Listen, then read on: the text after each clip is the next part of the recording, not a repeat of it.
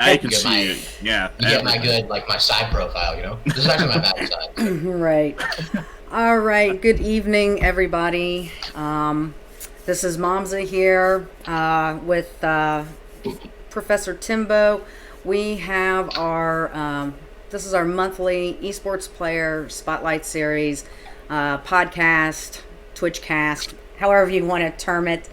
And this month we are featuring Ohio's very own Kamui. So really pleased to have him joining us this time. You know, really good. It's Neo, right, Kamui? Yes. Okay, that's Yep, what I thought. correct. So yeah, really glad to have Kamui with us. You know, and kind of like, you know, we were talking about there in the beginning, leading up to this, Kamui. I really like to just start off with, you know, just like any kind of like, you know, people's real names. You know, a lot of us don't know each other's real names because we all know each other by our gamer tags, right? Yeah. You know, and just Yeah. maybe, you know, kind of like, you know, what you do, you know, and like a normal life outside of Smash, you know, job, career, you know, anything, you know, any little bit tidbits like that, you know, we're obviously not going to know. Okay. My name is Derek. I am. My birthday was actually, what is today? The 21st. Yeah, my birthday was 3 days ago. So I'm 29. Happy birthday! Yeah. Happy Yeah, birthday! Thank you. Thank you. So I guess for anyone who doesn't know, at least in Smash, I main Joker. What else was this? I used to play competitive Smash 4. So actually, career-wise, due to COVID, I actually lost my job in March. So That's it sucks. I've recovered. I'm good. You know. Awesome. I took that whole rest of 2020. I kind of took it as like a sign, you know, just like focusing more on myself mentally, physically. So for now, I mean, I've been looking for jobs on the side, but for now, I've just been chilling out and gaming, practicing Smash, practicing other games, and just living life, really. Awesome. I'm, you know, definitely sorry to hear about that. I mean, you know, it goes without saying that, you know, you're going to be one of the, you know, you're going to be the majority where that's concerned, unfortunately, with all the COVID thing, as opposed to, you know, the minority. But, you know, really glad to have you here. Love the fact that you main Joker. Thank you. When Joker came out, I actually thought that maybe I would be like a Joker main. And then I decided I needed a character that I can kill with a little easier because, you know, it can take a while for Joker to kill characters. At least for me it does. Maybe, you know, not somebody like you or, you know, MK Leo or somebody like that has a, you know, much higher skill level than old Momza does. But I love the fact, just tell me you play the alt. Tell me what color your Joker's alt is. So I have like 3 stages to this. Okay. So Okay. Oh, good. All right, it's for a reason. I believe it. So when I first started out playing him, I played the default Phantom Thief outfit, the black one. Mm-hmm. So when I play against Snake, specifically Snake, I use the white school outfit so I can see the grenades and everything easier. Oh. Especially if I get stuck with like his down B.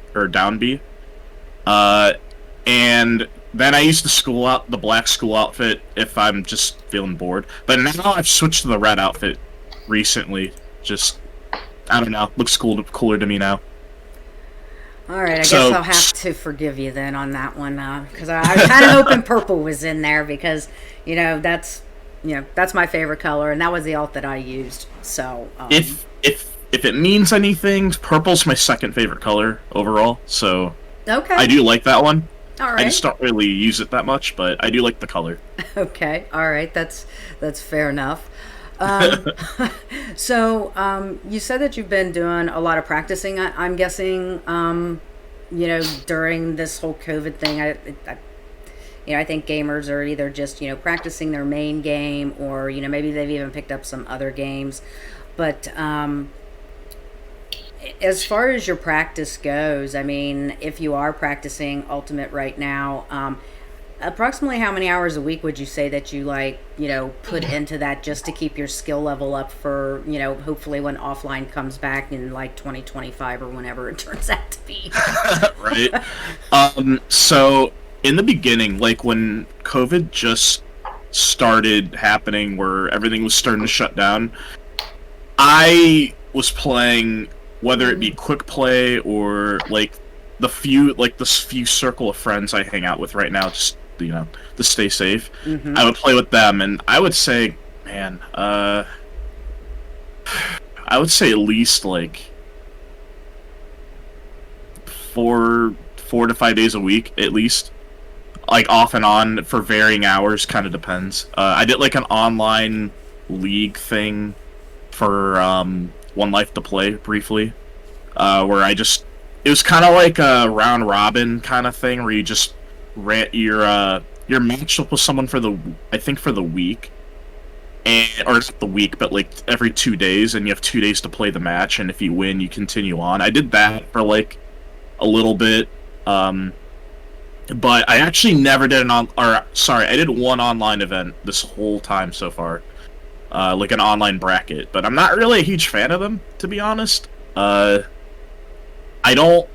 Besides the connection not being the greatest, everyone knows, I'm not really a fan of, like, planning my whole night around an online bracket.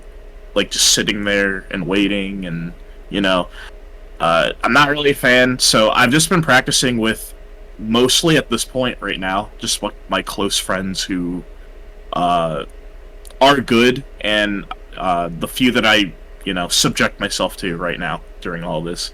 Right. The most notable one being Abyss.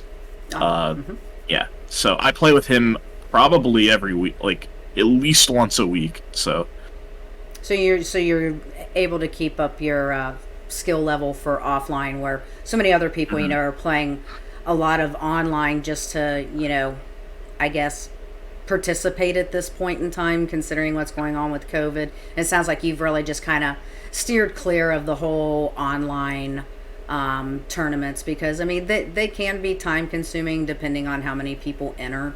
Yeah. Mm-hmm. And of course we know that Nintendo has like the greatest netcode ever. Oh yeah, totally.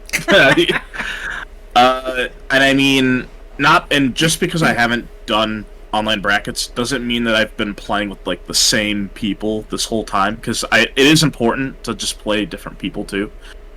So I mean, I've been going into battle arenas and stuff, playing other people that like I don't live near. So, right, because every player's play style is a little different, right? Right, I mean, right. You'll be familiar with the way Abyss plays, his character, and what to look out for, and Abyss would be the same with you. But to play other people, I think definitely can help in a player's play style, to see how well maybe this player X on an online arena or something like that plays King DDD totally different than, let's say, Katakiri would, or whatever.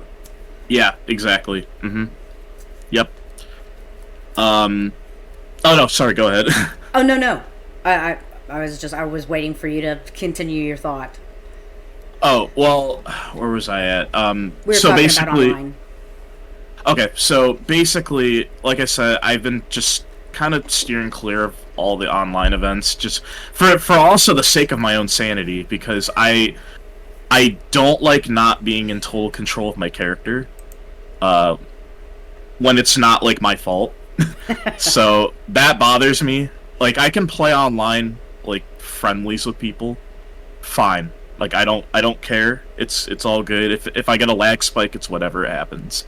But like, competition wise, like, so the way I look at it, it's like when you play outside a bracket, you're playing to practice, and when you practice, you should have the mindset where you accept what happens. You're not trying to win. You're trying to learn, right? Now, when you go to an online bracket, people tell you you shouldn't let online get to you because it's online. But then you're mixing a bracket with it, and a bracket makes you inherently want to win and like do well. Right. And that's like two conflicting mindsets right there. You're trying to tell yourself it's okay that bad things happen that are out of my control. But at the same time, you want to win. You don't want things out of your control to like mess with you. So I think that's why a lot of people don't like, if I at a deeper level, I think that's why a lot of people don't like online, even if they don't even realize that fact. It's just two inherently different things conflicting at the same time. Well, and right. that can be really stressful. Well, right, because I mean, you're all competitors, right? I mean, Yeah. It's not like you guys are playing this game casually when, whether it be a weekly or a frostbite or whatever it is. I mean, you're playing it competitively. You're not going to going to casually play, in a tournament like frostbite or a weekly or anything like that, because I mean, you guys are competitors underneath it all. And I think sometimes that can be forgotten for people that aren't necessarily familiar with esports. Sometimes I think regardless of what platform the player participates in where esports is concerned, it's just as competitive as if somebody's out on a baseball field or a football field. I mean, realistically, I mean, you guys have the same kind of mentality towards a competitive game, Right. As if you were going to put a football helmet on and run out onto the field. Yep, it's exactly the same thing. So you said that you played Joker. Why did you choose Joker as your main, just out of curiosity? So, Joker's the first DLC character Ultimate's had. So before him, I actually had like a main crisis because in Smash 4, which was the first Smash game I played like competitively seriously. I played the whole series since the first one and on N64, but everything before Smash 4 I was a casual. So Smash 4, my main for the longest time was Bayonetta. And then I got bored of Bayo at the end of the game. Wow. And I switched to Corn. Well, Bayo was so broken that True. like winning didn't feel fun anymore. Like between everyone's salt from losing and making like ridiculing the players for playing her. Mm-hmm. And then even when I win, it's like I didn't really feel like I worked for it. Like she's just so inherently dumb that I like lost the drive to like, or not the drive per se. It wasn't fun winning anymore. So I wanted to play a more fair character. So I switched to Corn. So anyway, go to Ultimate. Corn wasn't good in the beginning of Ultimate. Nope. Corn recently is like good now. So More Corn along the was lines not of an the way option. Corn was in 4. A little closer to the way that they played in 4, I think. Yeah. Not quite all the way there, but Yeah. like pretty good. Bayonetta was gutted in this game. Yep. Though Geist is extremely good with that character and has proved me wrong that I thought she was bad. I actually think she's really good now. I just think you have to be like a genius to play her. You have to in be my opinion. guys, right? Like, Yeah, you have Yeah. to be Geist. You have to be Pretty guys. much. Yeah. So, but for me, she didn't click with me in this game. So I bounced around a few characters. Mainly, I played Ike in the beginning, mostly.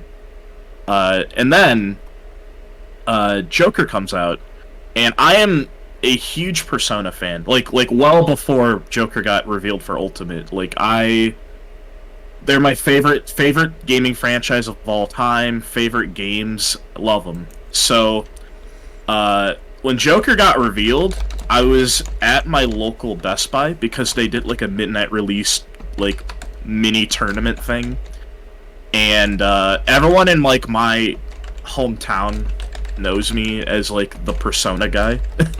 So when it got revealed, like someone at the game, because it was at the Game Awards that year that it got revealed, and they had it on their phone. Like someone at the Best Buy had it on their phone, and everyone's like, "Hey, Joker got revealed for Smash," and I was like, "No, that you're bullshitting. No, that's no." Mm-mm. Nah, I thought everyone was joking because as much as I love the series, it never crossed my mind that he would get into Smash Brothers. I just did not think those two things would mix, and I don't know, never thought about it. Saw the trailer, I actually cried. I literally cried like a baby because it didn't seem real, and I'm like, wow, my main crisis is over. I have to play this character even if he's bad. Lo and behold. And lo and behold, Yeah, and lo and behold, he was not bad. Yeah. he is not bad. In fact, he is top 3. So, like, Yeah. it just worked out that way. Yeah, it's it was almost one of those things where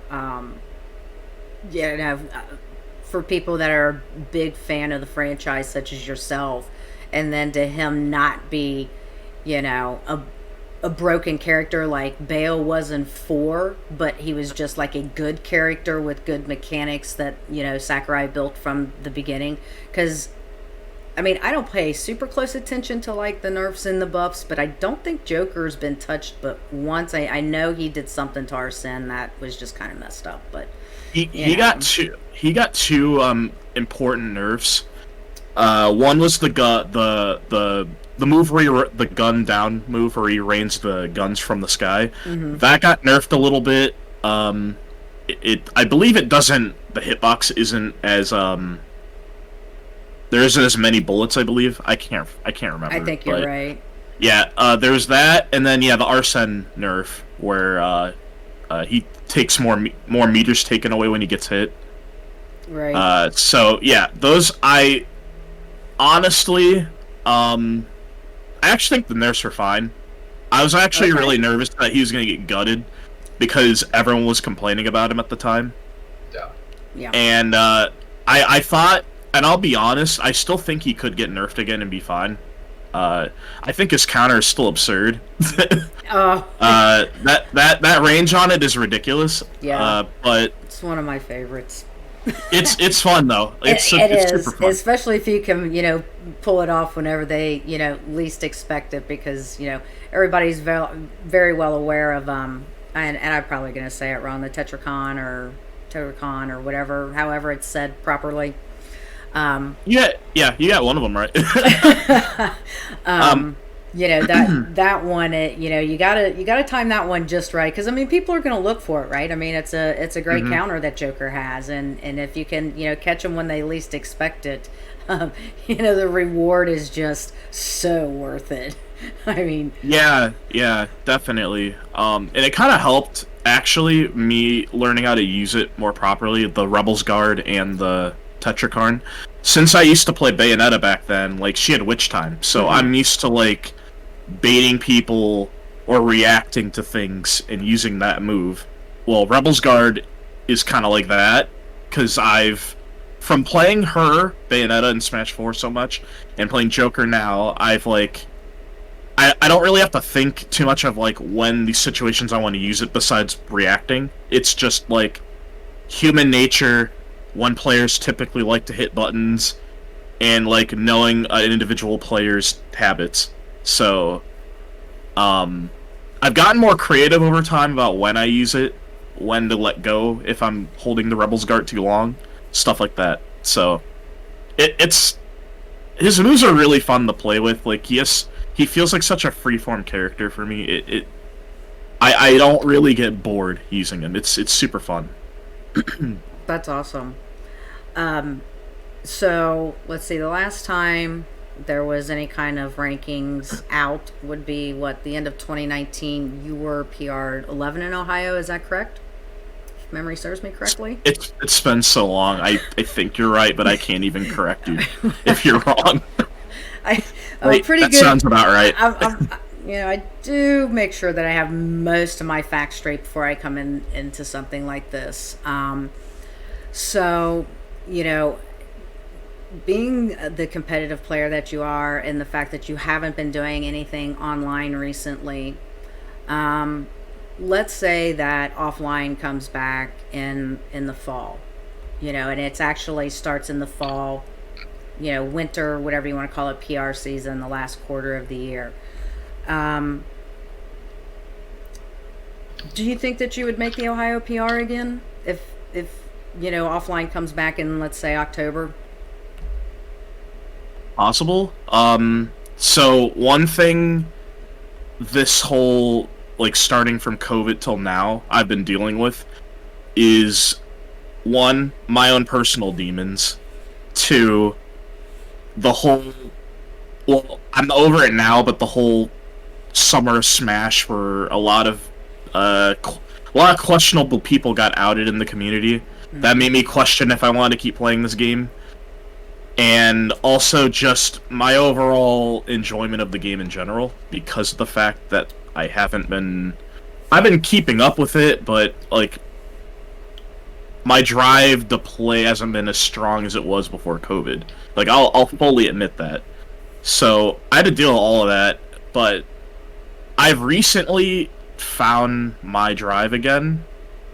But I'm also getting older, so I have more responsibilities now.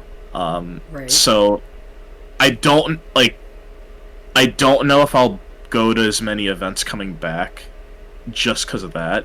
But in terms of like work ethic, I think it's stronger in my opinion. So it's possible. It's really possible. I don't really have a confident answer for that one though, to be honest.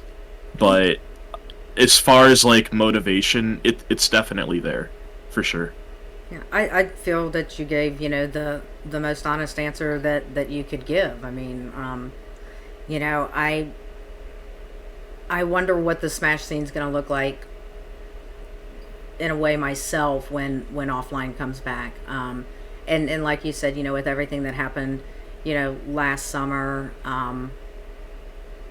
and this going on, getting ready to be like a year. This time last year, this weekend was Frostbite. So, here in a couple more weeks, the official shutdown with COVID started. So, we'll be, a full year into no offline events. And Yeah. I'll be really curious to see. I think either one or two things are going to happen. I think there's either going to be everybody's going to be so excited to come back that the offline weeklies and monthlies are going to be, really packed with people, Mhm. or you're going to see a lot of fresh faces, and then some of the people that used to be in the Smash scene maybe not come back because they lost their drive throughout this whole year of COVID. Yeah, I definitely agree with that. I've thought about it a lot too, just out of curiosity, because I definitely think there's going to be a shakeup in terms of like the PR, who's playing in general, who the threats are going to be now. I've definitely thought about that. I'm whether I keep up with the game or not, like in that aspect, I'm still going to be interested to see how things change. Because obviously, I mean, from afar, even though I haven't been doing online events, I've been seeing everyone from all the other Ohio regions doing things, and I've been seeing a lot of people get better. Like that. The one thing I will say for sure is that a lot of people are going to get really, really good, and some people may not be ready for that. And it's going to be really exciting to see how everyone's changed, whether it's a new main, a new play style, just ironing out things in their play style. Maybe they were flaws before. Like I'm just super excited to see that too. I'm excited to play everyone. I'm excited to play people I haven't gotten to play yet still and see how they've done. And in a weird way, I'm kind of excited to see who doesn't stick with the game, just out of curiosity too. So I don't know. It's gonna be definitely a new era, and I I don't know. It's gonna be really cool to see how things change. So so I kind of get the impression with what you're saying there that, because there's always this debate of, well, all these people, and I don't know how much you follow Smash Twitter or whatever, but, every now and then there's always these debates, well, so-and-so is so good online and, wait till they come back and, they're going to get their ass handed to them in offline because, playing online and offline are entirely two different things. But I kind of get the impression that you don't feel like that it's that much of a disparity between the two. Like whatever you're learning online, are going to be valuable skills that, you can take and transfer to offline when that comes back. Am I kind of close whenever I'm saying that, Kamui? No, you're pretty spot on, actually. Okay. So I sincerely think, now you can argue that like things online, some aspects only work because online stuff, like not like frame traps that aren't really frame traps, unreactable things online only, hard to react things that are harder to react to online than offline. Yeah, those are things, yes. Lag spikes, yes, those are things. But I feel like, one, if they're consistently doing well online, that's not just gimmicks. They're good. And yeah, maybe some things they can't get away with as easily or at all. But I'm not going to discredit and say that they're only good because of online. They obviously are learning something. So no, I really think the people doing well online are probably going to do just as well, if not better, offline. Or maybe a little less, but I think they're going to stay around that range at the very least, for sure. I don't necessarily disagree with that. I kind of laugh at the stuff that I see, when people want to say, oh, I'll be able to wash this person offline. It's like, look, they've got online results for a reason, and it may not, exactly. It may not, you may catch them the first, couple of sets or something like that, but, if they are a good enough player and they can adapt quickly, they'll, when it's offline, they'll be, continuing to wash you, when offline comes back, Mm-hmm. So I put out a couple of teasers leading up to this about other games that you like to play besides Smash. I think one of the things that kind of really took me was the competitive Yu-Gi-Oh! I didn't realize that. I remember when my nephew, like, he got the cards, right? I mean, I remember those. And I knew that it was based around a game. But I didn't realize that it was still, like, I guess, popular now? Is that a fair statement to say? Yeah, it's still really popular, yeah. So, so what would you rate your skill level then as a competitive Yu-Gi-Oh player?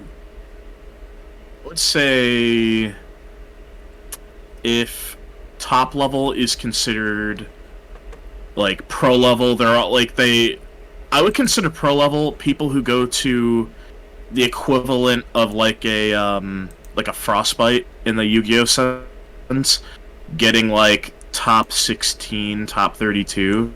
Okay. That's like pro level to me in that kind of game.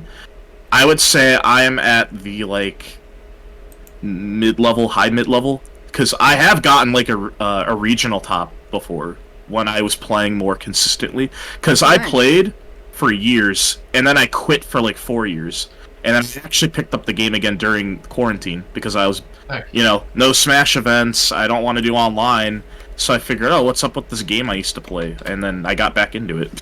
Nice. So but yeah, I would think I'm like high mid, I would say, to be honest. So I'm gonna throw her under the bus a little bit. She didn't know that they were competitive trading card games at all. We had to go into the lore. No, wait a minute. Yeah, that's exactly what you said. You said trading card games. Those exist. I said, all right, Mom. No, I did not say trading card games. Those exist. I said I knew of the Yu-Gi-Oh and even the Pokemon cards and stuff like that because my nephew did them. I just didn't realize that they were still I guess I didn't realize that it was still like going on. I mean, my nephew's like 23, so I mean, I didn't realize. I guess there was still a scene to it, so to speak.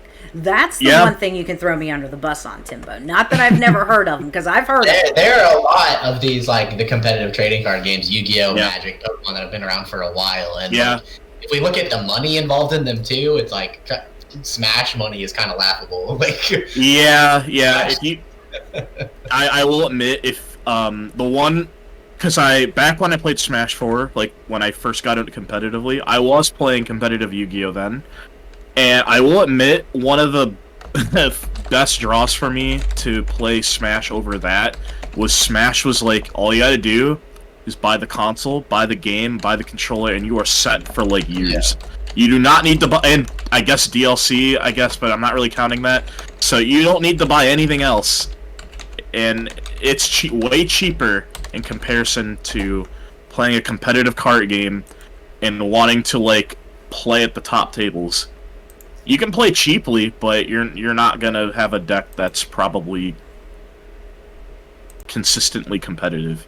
Well, you also spend so much money building like a competitively consistent deck, and then the new ban list comes out, and then you spend more money on another competitively consistent deck, and then that's how they get you.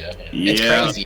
It's crazy out there, Mom. So it's a different world. Yep. If a character gets gutted in Smash, you're not you didn't lose any money. You just pick a new character or deal with the nerfs, but your cards get nerfed in a card game, you lost money and you got to find new cards. So it's that aspect it's painful, but wait, so I have fun with it though. So you actually like lose your card if you lose it in competitive play?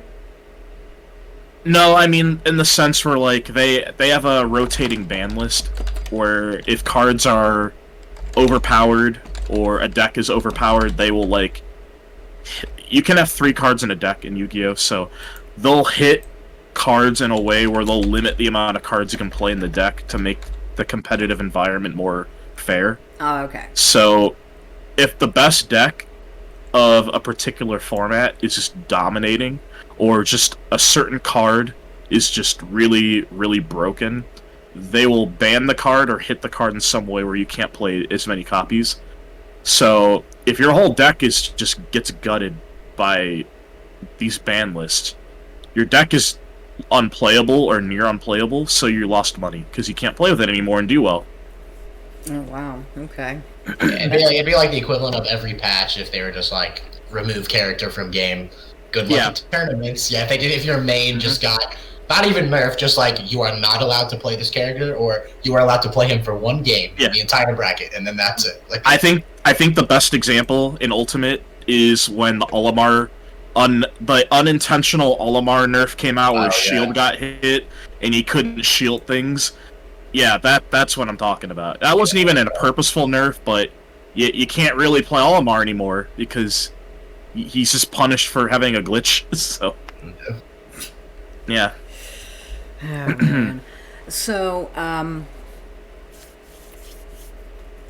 one of the I think these next couple of questions are a couple of my favorites. So I'm trying to debate which one I want to start off with.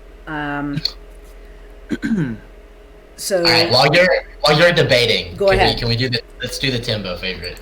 Sure. So, a little bit later, and before we come to the end of the hour, we're going to talk about mindset and not the player TO and member of our organization, but actually having a good mindset for Smash. we're gonna get to those questions and kind of one of the reasons that we asked you to be on here. But we invite a lot of really good players, right? And so a lot of these really good players have a chance to be up at a major like Frostbite against another really, really good player. So we've had a variety of answers, and the most common answer has actually been ESAM, which is hilarious. But if you are on stage at Frostbite, you make it to top 8, you're in winner side, your loser side top 8, and there is a top 10, top 20 PGR player you have to play, right? In first round of top 8, who do you think you stand the best chance against? Who do you want to see on the other side? Say, I'm going to play him, I'm going to beat him. The best chance against. Now, it's kind of hard. It's like my gut kind of wants to say ESAM too, but Which is hilarious because everyone is saying ESAM and Meister, which I think is so funny. It is. I wouldn't. Oh God, I would not say Meister. But Oh yeah, yeah. not for me. I saw what he did to Toast. Yeah, true. I've heard about it. I don't want to. No. But God, I don't know. Well, I'm trying to think. I might have to say ESAM, but I feel like there's someone I'm like missing that's like more obvious to me. Yeah. Somebody like a Tweak or a Dark Wizzy or Light or Prodigy or... You know what? It's tough. Actually, I'm gonna... No, you know what? I'm gonna say Dark Wizzy. Dark Wizzy? Mm-hmm. Alright, sounds good. Yeah, because I'm...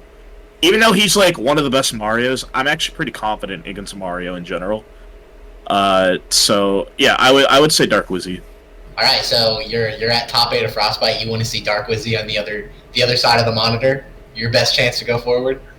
Yeah, I mean, even if I somebody clip it. We're gonna put that on Twitter. Thank you for answering that question.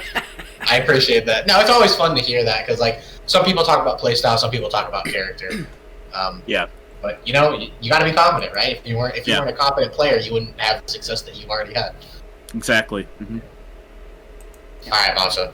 Have you had some time to think? Yeah. So, which is this one always kind of plays very well off your mentality question. So, what characters do you feel are the best and or worst matchups for Joker? So, just in general, I'm not gonna like divide it into -2s, -1s. I'm just gonna say that. Yeah. Okay, so personally, I would say Inkling, Pikachu. I go back and forth on this one between it being losing and even, but Sonic, and Mega Man.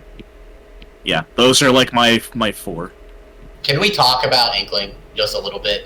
Because yes. I know that like Joker players, like I know Joker players from like Alabama, California, New York, Florida, like Ohio, and I'm pretty sure none of you actually really talk to each other. But every single one, I'm like, hey, what matchup does Joker struggle with? They're like Inkling. It's just like right away and like this defeated tone. So, and I don't know like a ton. Like I started off as an Inkling slanderer, right? So I will never be a defender of Inkling or the Splatoon series. Thank you. But I don't understand, as someone who also doesn't play Joker, why that's so bad.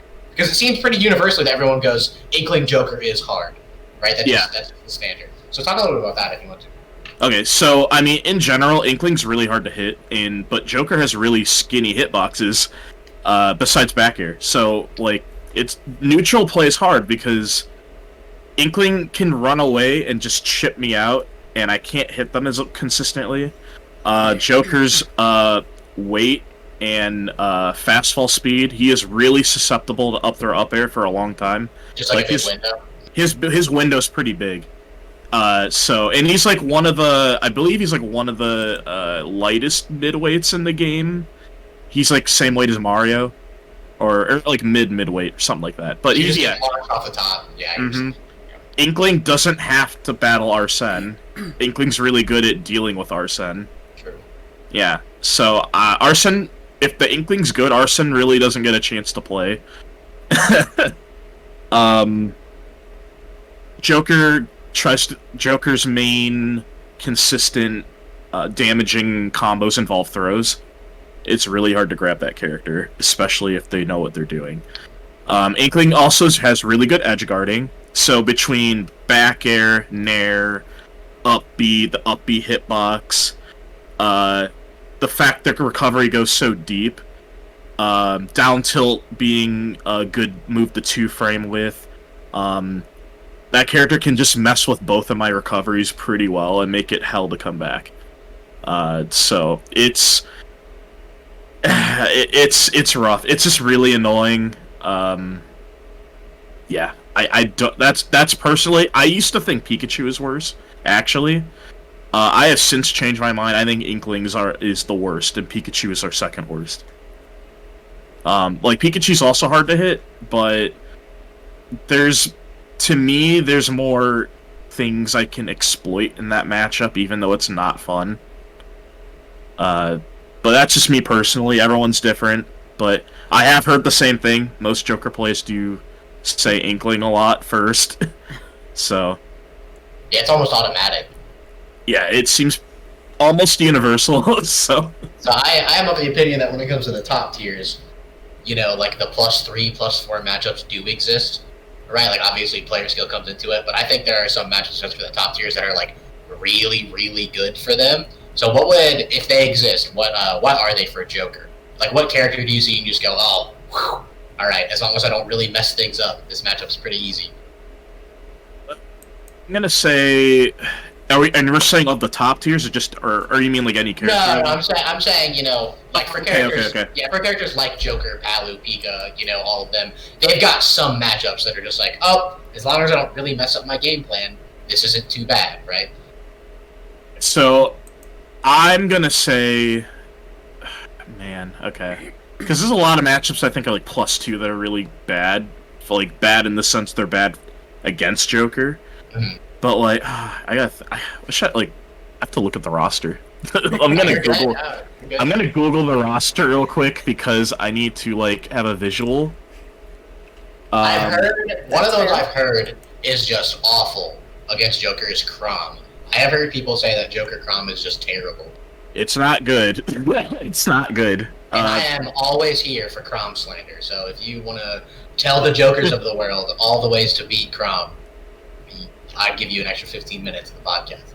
I give you as much time as you want. Okay, now that I'm looking, You hate Crom that much.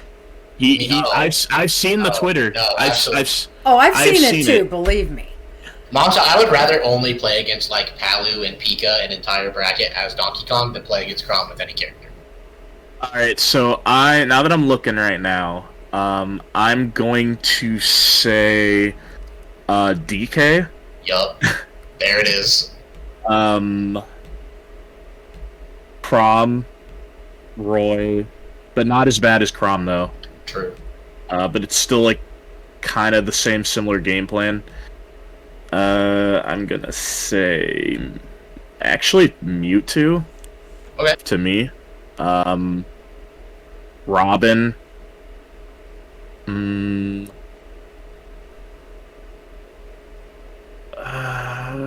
Banjo, especially because Joker just like negates the grenade. If they lay the grenade, I just run up and grab it, and then I run away with it, and then I Rebels Guard it while I'm holding it. And then I don't have to play that game anymore. You might make me a Joker, man. Hold on, keep talking. Keep going, keep going. I heard Crom, Snake. All right, keep. Ridley.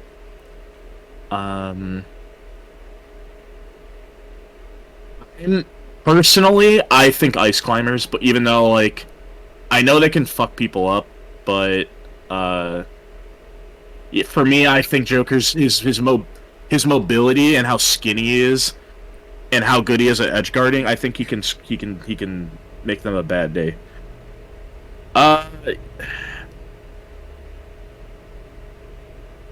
Yeah, that's probably it, at least in an obvious sense. Yeah, that's probably it for me, like that I would say. Actually Mac, sorry.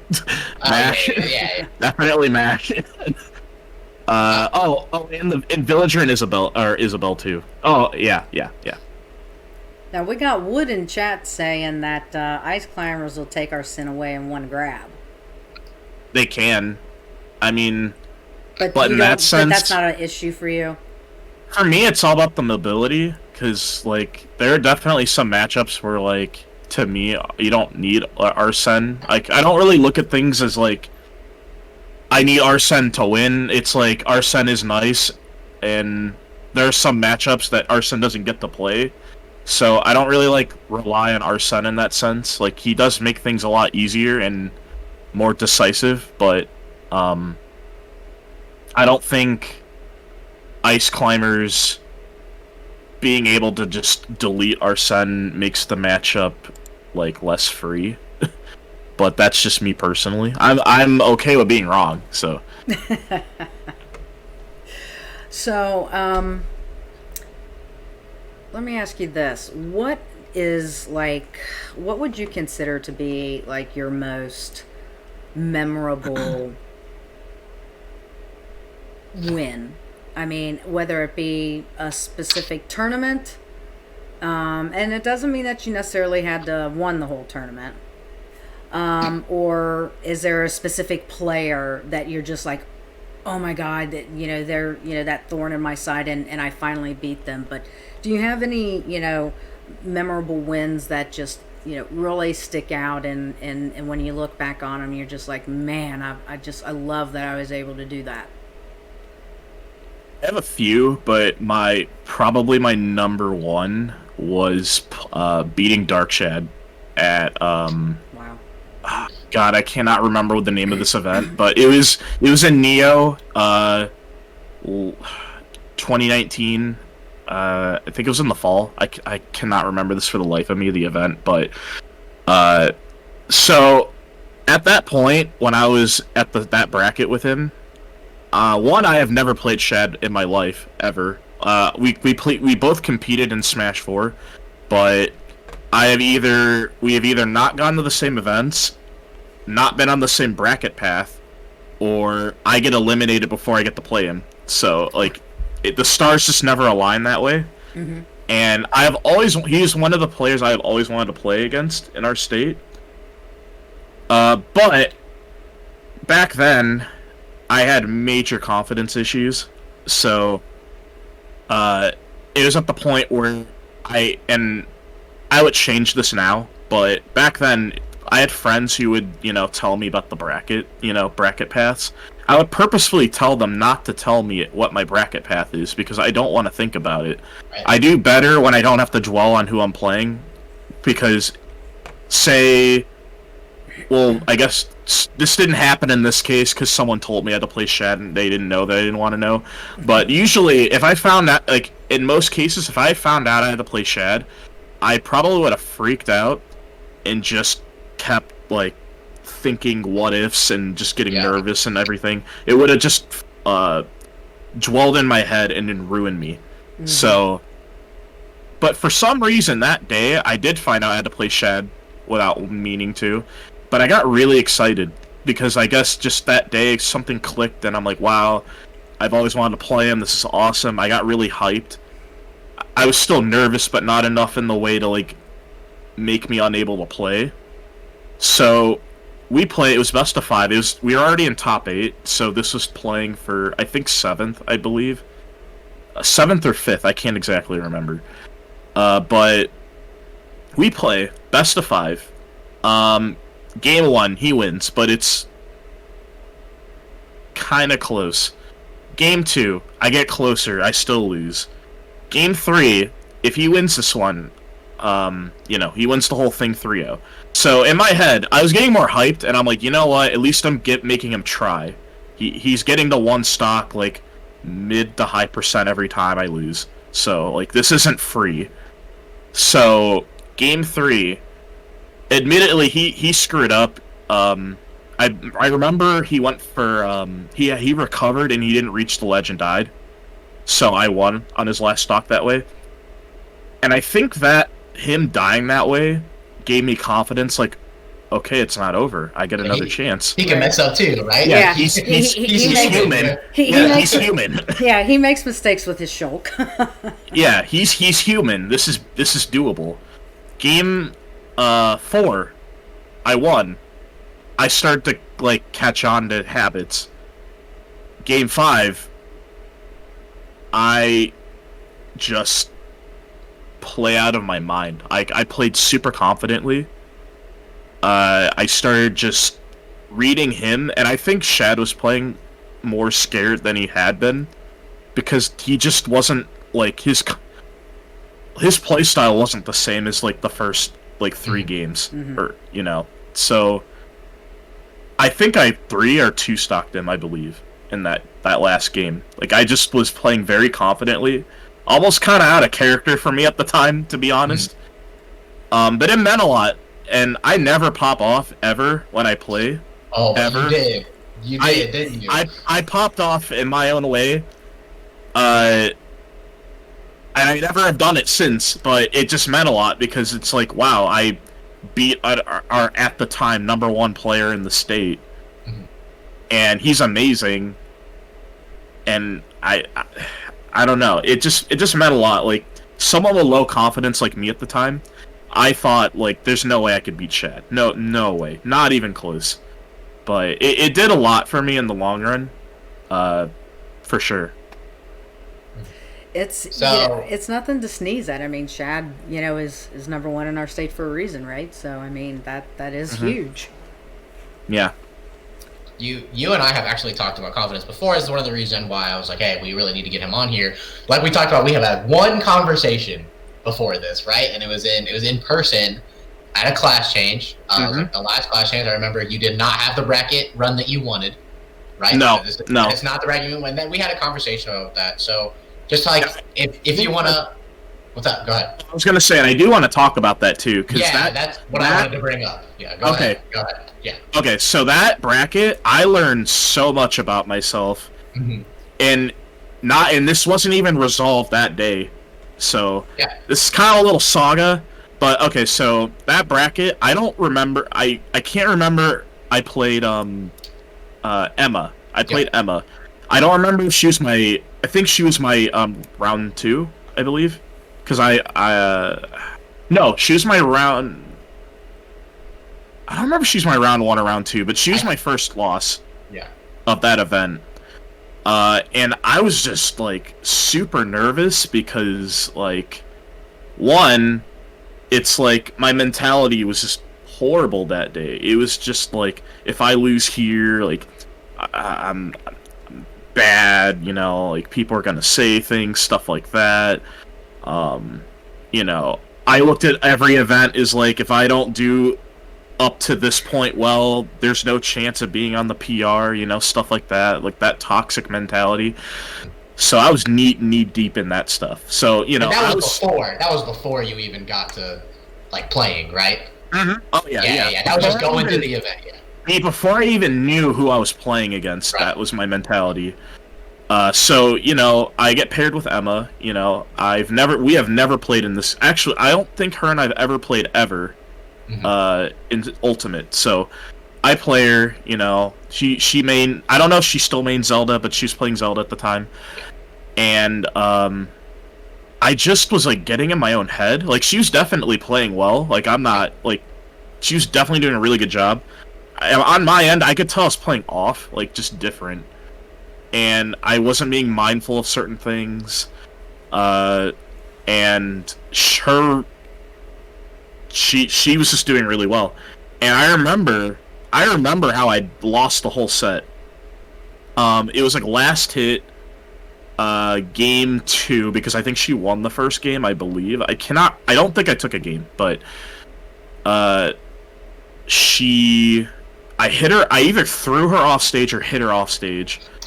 And she up B'd, and I was expecting to, and I was gonna let's Trump backer her, was my idea, because it worked earlier in the set, and I'm like, I'll just do it to close the game. So I was standing at the lip of the ledge, like just waiting, and she up B'd in my face. Like she did not grab the ledge. She hit me before grabbing the ledge, and I died right off of that. And I felt so horrible, like just defeated. Like I felt dumb because it's like, of course she knew I was gonna do that or do something. Like why would I just not hold block? So, all this self-doubt, all this self-ridicule, and at the time, I knew, like, to her, she was shaking after she won. I could see it. And I was and I'm not gonna lie, I was super salty. Not that I lost to her specifically, just that I lost. Right. But I didn't want to be an asshole and like discredit her win by being upset in front of her. So, everyone popped off for her. And we shook, or we fist bumped. I said, good job. and I walked away because I needed space to just like decompress and just let it all out. I don't rage in that sense, but like just like mentally just think of everything that happened. Yeah. So after that, I could tell she's excited. Everyone was popping off for her. And she even tweeted about it. And I didn't want to be an asshole, so I commented on the tweet and told her, good job. Like, you played super well. You deserved it, and honestly, she did deserve it. But I was still salty in general. So I went into the next match. I think I had to play Jark. I don't think he goes by Jark anymore, but yeah, Jark. Yeah, it's just we just call him Jark, no matter how many times he changes his tag. Okay, I don't know his new tag to save my life. I don't remember it. I apologize. Jark. It's Jark. Okay. Don't worry about it. So I have to play Jark. He's playing Inkling, and I'm already like I'm already mad about losing earlier, and I have to play a bad matchup that I was not confident in at the time. So I think I got 2-0'd there, I believe, but I lost. And I was just mentally done. I went 0-2. I don't think I ever went 0-2 ever in my competitive career playing Smash. So this is the first time I ever went 0-2, and it was the most recent tournament I've ever been to. So that was like a horrible thing for my mentality. I just thought I was washed, thought I sucked, all this other stuff. And my friends knew I was mad, like upset. And it's so sad to say this, but like it was at the point I think I was notorious with my friend group for just being so in my head about stuff like that. Right. That they just leave me alone. They don't try to talk to me because I don't listen. I just discredit whatever they say. Right. So in the moment, yeah. Yeah, in the moment, yeah. I got it. So I was just like pissed off, alone, sitting alone, like on my phone, just trying to listen to music and calming down.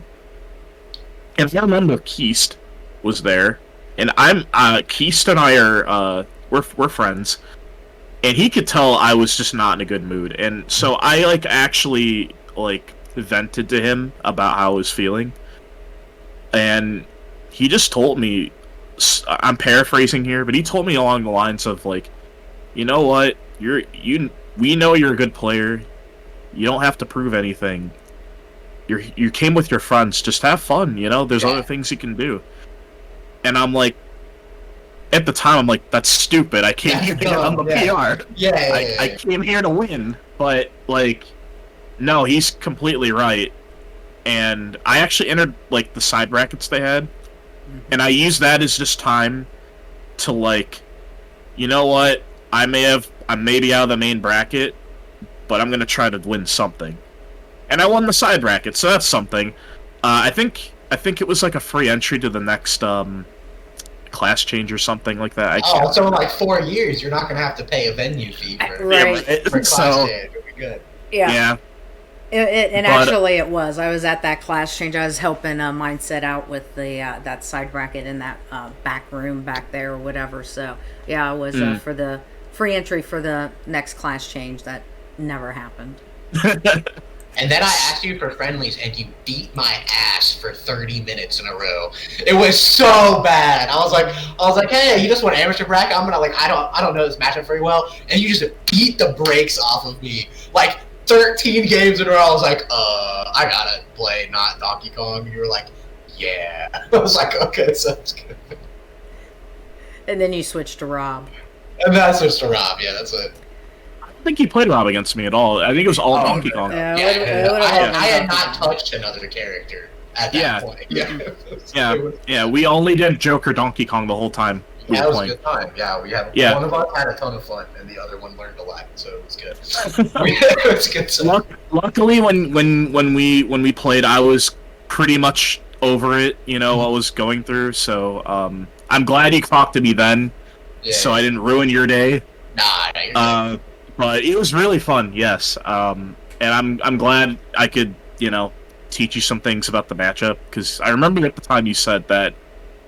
You had played Jokers, but you felt like the ones you were playing just didn't know fully what they were doing. Correct. Yeah, so I'm glad I could show you what could be done. So I went into our like friendly session with like everyone says it's +2 for Joker. I bet it's even. I walked out and I was like +2 only. It might be like I was like I don't think there are tools that exist. But no, I learned a lot. It was cool. yeah, I even remember. I think one thing you're like that's a thing when you had to use your up B to recover, and I just down tilted the ledge and 2-framed you with it. Yeah, I was like. That's real. I was like, you can do that. I'm like, yeah, that's a thing. It's good. Yeah, that day. I mean, it's over. It happened. I was mad. I got over it, but it really didn't solve the problem, to be honest, fully, because what I was going through was a deeper. It was a small part of a deeper issue. Right. And that's just my mindset as a person was horrible. I grew up around a lot of friends who were talented in a lot of things, and I grew up thinking I didn't really have a talent. Like, I'm not good at anything. Like, my friends are great, but what am I in comparison? Right. And years of that just manifested in itself so deeply that I just felt like I didn't really deserve to be good at anything. Okay. And so when I did bad at things, it just those things came up and it got worse. So, and I won't disclose specifically why or how it happened. Sure. But during quarantine, I just hit a point where my mindset was so horrible about not even just Smash, just in life, that I just need to go to therapy. And I'm so glad I did. It changed me. It changed my life, honestly. Nice. I looked at life. I look at life differently. I look at Smash differently. And that's partially why I'm really excited to come back to tournaments, because my mindset has changed what I want out of the game. My mindset before all this was I want to get on the PR, I want to get recognized, I want recognition, because I felt like I needed that, because I felt not confident in my own abilities. I want validation for other people. I don't need that anymore. So my goal now, I just want to get good to have fun games with other good players, because that's just fun. I don't care if I lose to them. I'll be happy if I win, but if they win, then, that's awesome. I get to learn stuff from them. And, I mean, I've seen the fruits of my labor already in this sense, where even in friendlies, if I start getting shit on, I would get mentally upset. I would hide it so I wasn't like an asshole, but I would get mad. Now, during, quarantine, when I've been playing people, I could get shit on, and I was like, I get excited. I'm like, I want to learn more. I want to learn why did this work? Right. How does this person tick? I want to figure it out. And it's actually made me, think of things in a different way. I think partially why back then, especially in ways where, in the match I play against Emma, for example, I was very close-minded with how I thought. I thought things had to just go a couple ways and there was no variation. I was the type of person where Smash has to be played perfectly, or things don't work. And I learned Smash is anything but perfect. It's honestly like a joke where it's like if you're actually playing Smash inoptimally if you're playing it perfect, because if you play perfectly, things aren't going to work all the time. You have to just be able to adapt it on the fly all the time and see the beauty of that. So that's quickish summary. That's basically what I've learned. I'm in a way better spot now. And yeah, I followed you on Twitter and we had a few conversations. So I had seen from right after that event until through midway through the summer, then all of that your feed, your social media presence has gone super positive, right? It's been way more positive. So that's one of the reasons we wanted to bring you on here, give you an opportunity to talk about all that. And thanks for just talking about what you wanted to talk about. Yeah, So, yeah. We appreciate it, and a lot of people who are listening definitely appreciate it for sure. Yeah, and I think like the one thing I want to express to people too, because I've been there, I've lived this, like, please don't put your self-worth of anything you do in life, like a hobby, something you love, do not put your self-worth based on your skill level or anything like that. I do not care how good you are.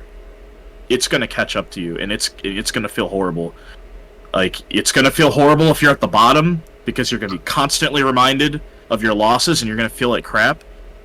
I don't care if you're the best player in the world, because you're going to have all these people on gunning for your spot on your back, and the moment you underperform once, you're going to feel like garbage. So, no, never do that, ever. Please, I beg you, do not do that. And just remember why you play video games. Like, you play them to have fun. Just focus on that. Everything will come after that point.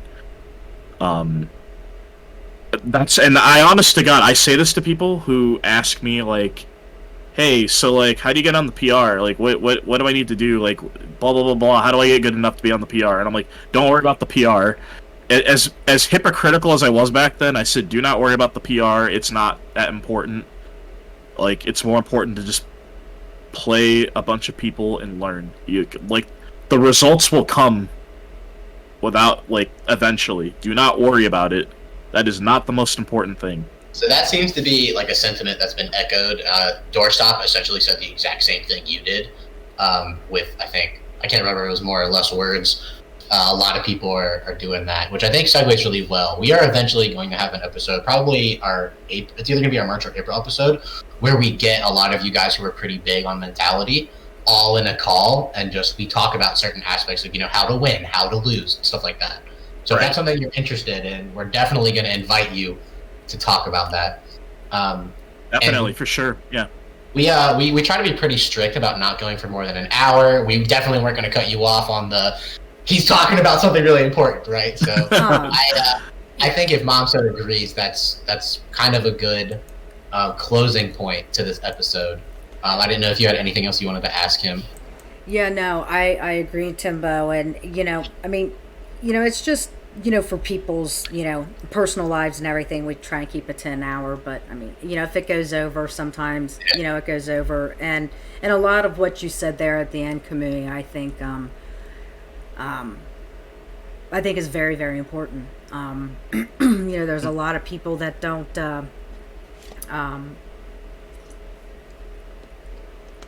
they don't want to talk about, the fact that, hey, I had to, get a little bit of help along the way, right? Mm-hmm. Yeah. Because, in America, mental health, there's still such a horrible stigma around it. And I think anybody that can recognize it and do what they need to do to take care of their mental health, I think that makes them a very, very strong person in my personal opinion. I agree. So, I mean, definitely didn't want to, what you're saying was very important, and it's something, that I think needs to get out there. And like Timbo was saying, I mean, yes, we, definitely want to do, that episode on mentality, and would, love to have you, join us again, when we get that episode put together and whatnot. Yeah, I would love to, 100%. Awesome. And go ahead, Timbo. I was gonna say, before we take off and kind of give you a chance to plug like your socials and everything like that, I do want to settle one thing. Oh, no. Is it Kamui or Kamui? How is it pronounced? So I say Kamui, but Well, then that's what it is. No. If you say Kamui, there's no but. That's what it is. Kamui. I mean, I've heard so many people mispronounce it, like, over the years. I don't even bat an eye anymore. So, but it's Kamui. I'm saying Kamui. Okay. That's canon. That's what we're sticking to. But before we take off, if you wanted to plug your Twitter, your Twitch, anything, if you stream any other games, I think that was a really good opportunity to go ahead and just plug all your social media. Absolutely. So if you want to find me on Twitter, it is the Great Kamui. So it's DAGR, the number 8, Kamui, KAMU. I stream on Twitch. Not, I want to change it, not super regularly, but I will. And that is twitch.tv /Kamui_Ronin, RONIN. I don't really have a schedule yet, but I always announce on Twitter whenever I'm going live. So Awesome. Yeah. And again, Timbo and I want to thank you, for taking time out this Sunday evening to be featured as our February Player Spotlight series. It was great having this chat and getting to know more about you. Let me see, what announcements do I need to make for Dragon Squad? The Movement to Black Lives Still Matter charity event is this Saturday. There is a GoFundMe on the Smash GG page. 100% of the donations we are sending to the Jackie Robinson Foundation, with Mindset we teamed with Queen City Streams in Eastern Kentucky. Razor and and Timbo are still big into education, and that's what Jackie Robinson Foundation does, is they provide scholarships and grants for underprivileged people to be able to attend universities. So that is Saturday. Doubles starts at 1. Singles tentatively scheduled for 5:30. And then on March 4th, our Coronao series is going to a bi-weekly format on Thursdays. First one for March will be March the 4th. And we also have a brand new bi-weekly series, Double Dragon. Just put the announcement out on Twitter about that. It is a doubles only tournament, and right now we're going to see how it does on Sundays at 2 p.m. So follow Dragon Squad on Twitter. You'll be able to be in the know anytime we run online events. The Movement 2 has a $100 prize pot for singles and doubles. Coronao 12 has a $25 prize pot, and Double Dragon has a $20 prize pot. So again, at Dragon Squad ESP on Twitter to stay in the know when we have any of our events coming up. In the meantime, thank you again, Kamui.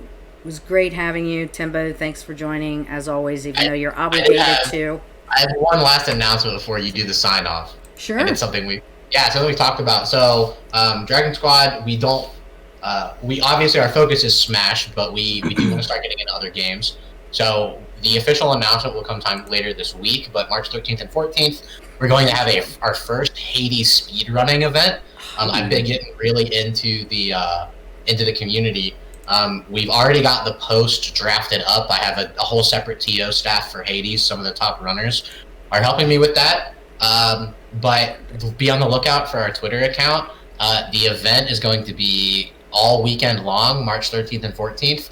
And commentating, I actually got who is the equivalent of the MKLeo and Tweak of Hades, right, to actually commentate it. So they're putting it together, they're handling commentary, they're moderating, and all of that. So be on the lookout for an announcement from our Twitter for our speedrunning event. Yes, I'm glad that you did bring that up. I forgot to make a note of that. But anyway, thanks to everybody that hung out with us this evening. Like Timbo was saying, stay tuned to our Twitter, and you'll always be in the know. This is Mamza, Kamui, and Professor Timbo signing off. Thanks again, everybody.